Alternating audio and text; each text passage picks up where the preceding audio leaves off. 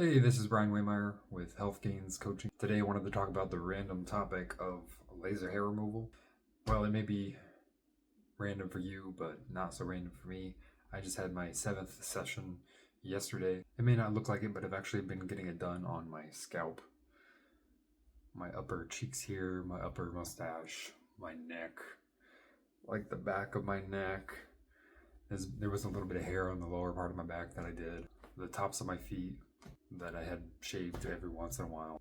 I guess because I preferred those more clean. And I never really had like a huge, obvious unibrow or anything, but I've been doing this so I don't have to worry about like tweezing it or anything. As of the day after, and all my spots is most clear on my upper cheek here because it looks a little red. Usually 3 days after, my scalp it'll be pretty obvious, red, bumpy. For me, laser hair removal seemed like a great option because I had kept my hair like super short for nearly 8 years already. And I grew sick of the constant maintenance, the time, the energy that I would waste on it. Then you got to worry about the bumps, cuts, whether you got all the areas, especially on the back of the scalp if you're trimming that. Plus, I had already started to bald a little bit, going like with the reverse widow's peak and a little bit of a bald spot in the back here. Plus, the bald look doesn't look half bad on me, so. One of the biggest reasons that I did it was the constant maintenance of it. I hate doing another thing like every day. Like I hated putting in my contacts every day, cleaning them and taking them out. Also being blind after I take them out. Having to deal with glasses, which is why I got LASIK. But as far as laser hair removal, it seems to be a great option for a lot of people who don't want to wax or tweeze or shave all the time. Laser hair removal is a lot more affordable than I thought it was initially, but it could definitely be pretty expensive depending on where you're going, what laser the company has, where you're getting treated, how many areas you're getting treated. I've been getting my sessions done at Refresh Palm Beach up in Jupiter. Can't remember exactly what I paid, but it was something along the lines of like 200, 200, 200, 300, maybe 200 for the back. I think they combined the parts of the face to be a combo for maybe just 300 for the first 6 sessions. Usually you're going to do 1 session a month for 5-6 months and then go on to a maintenance. For me, I did 6 sessions and now I'm on maintenance. So my 7th session yesterday was my first maintenance one. For my first maintenance session, we were going to do 2 months out instead of 3 months out because my hair growth was being pretty stubborn. I had to push it back 2 weeks, and then I had to push it back 2 weeks again.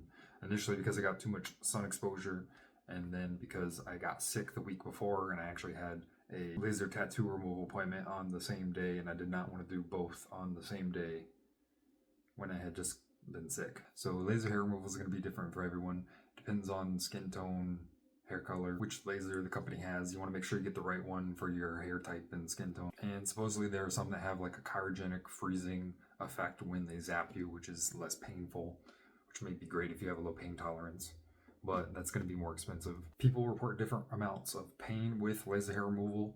I will say initially my first session was under the influence of cannabis, and I was under the assumption that that would help reduce the pain, but according to my laser hair removal technician, that actually does the opposite. It increases the pain. So my first session was fairly painful, especially because I did a bunch of areas. And of all the different areas that I had mentioned, the back and the feet, it took about 30 minutes. And I will say the most painful areas for me were the bottom jawline, the scalp, and the foot. But with each session, there's been less hair, and for me, the pain has been less.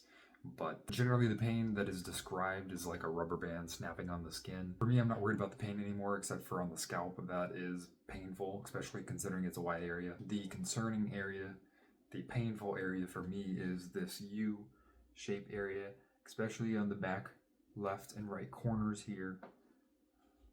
But as I said, there are some lasers that have the cryogenic freeze. I suppose there's also like numbing cream, lotion that can be used on the areas that you're going to get done, which may help. My technician stated that some individuals before their sessions, they might take like a shot of alcohol, which I've utilized the method and it seems to help numb the pain a bit. And if you do that, you just got to make sure that after your session, you're not drunk. You don't want to drive drunk. If you have a real low pain tolerance, you could potentially do both. Get the cryogenic laser, a little bit of alcohol, a little bit of numbing cream. Really depends on you, but I don't think it's that bad. It's just those certain areas that that really sting. During my sessions, they give me these glasses and or goggles, 2 different ones, to protect your eyes from the light, from the laser that they're using. Where I go, they give me a rolled up hand towel that's filled with lavender. It's supposed to be, a little relaxing, and they give me a little toy to squeeze when I get the pains. So as I said, I did my 6 initial sessions, 1 every month, and I believe I'm probably going to have like 4 or 5 more maintenance sessions, 1 every 3 months.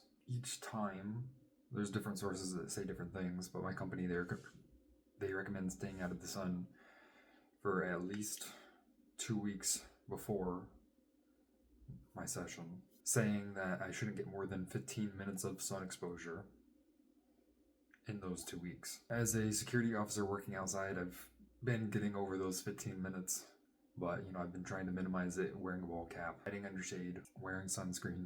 And they say you don't want to get too much sun exposure because you're going to get all that UV in your skin, and when you get zapped with the laser, the light, which is, I guess, a small form of radiation, there's the potential that you can get like permanent red scarring. Also, with laser hair removal around the lips, I've been told that it's possible if you get zapped near your lips, then if you have cold sores, usually they might be prone to come out.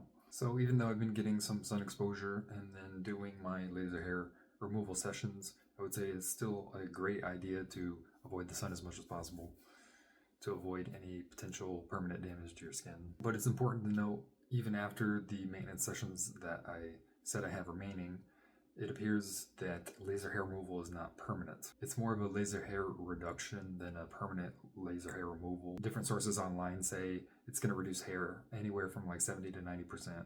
You may need continued maintenance, maybe once every 6 months, once every year. Some people report going months or years and not needing another session. So it really depends. It appears there is a FDA approved permanent hair removal option called Electrolysis, but according to the web, it takes longer and is more painful by a significant amount. There appear to be some people online who use both of them at the same time with some time in between to not stress out the skin too much. There are also some people that do electrolysis after they are done getting laser hair removal. I might do that option myself. It depends once I'm fully done with my laser hair removal. It depends on how my hair is. I don't want to have to constantly be doing laser hair removal on my scalp for the rest of my life. I imagine that it would need less electrolysis sessions, considering I've already done a lot of work on my hair follicles. But as far as laser hair removal, it's already done a pretty good job of reducing the amount of hair that I have to do, the maintenance that I have to do. My neck has been one of the most obvious areas where maybe a couple random hairs might pop up after a certain period of time.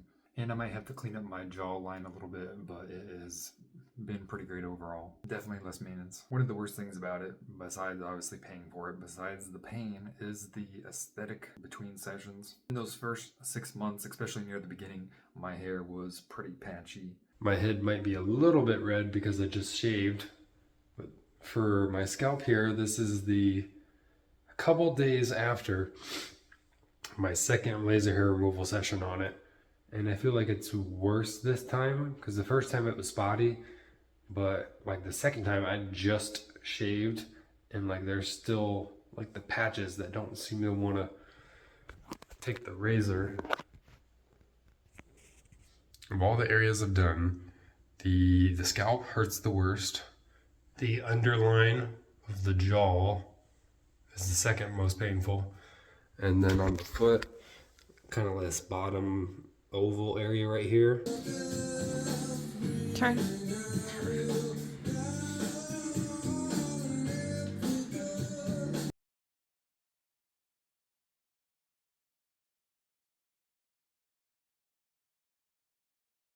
So to some people, it looked like I was letting myself go, that I missed some areas while shaving. I haven't seen any, but supposedly there are at-home laser hair removal devices that you could buy. But from what I could see online, the commercial grade ones are gonna be better. Also, it's recommended to have somebody who's trained to do it versus you just doing it yourself. Might cause damage to your skin. Also, as I said, there's a few kinds of lasers. Typically, it's said that the laser hair removal is going to work better on those with lighter skin and darker hair, but there are laser types that work with all skin tones. For me, after my sessions, usually the next 3 days, if I get some sun exposure on the treated areas, it will burn. So usually I really try and minimize the sun exposure to those areas at least 3 days afterwards. But online, they're saying, 2 weeks afterwards, you want to minimize the sun exposure. Also, after the sessions, it's been recommended to me to not exercise for the 24 hours after my session, because that would increase testosterone and increase hair follicle production and kind of counteract the work that's trying to be done. This might just be anecdotal, but as I said, my hair was kind of stubborn, so initially my first maintenance session we were going to try and do 2 months instead of 3 months. That could just be because of my hair, it could be because of my testosterone. I do take maca, which can kind of mess with all the testosterone. So as I said, it might just be anecdotal, but it appears maybe anything that would boost your testosterone like maca or working out the 24 hours after your session may hinder the work that's trying to be done. As far as me, it still seems to be working okay, so I'm not too worried about it. So that's my overview of laser hair removal. Remember, I'm not a certified medical professional or anything like that, so always make sure to consult with one and do your research before deciding to get laser hair removal. As I said, I still have about 4 or 5 more maintenance sessions with a spacing of 3 months before I'm done, but I'm really loving the results so far. But that'll be all for this video. Let me know if you have any comments. Let me know if you have any topics you want me to talk about. Till next time, take care.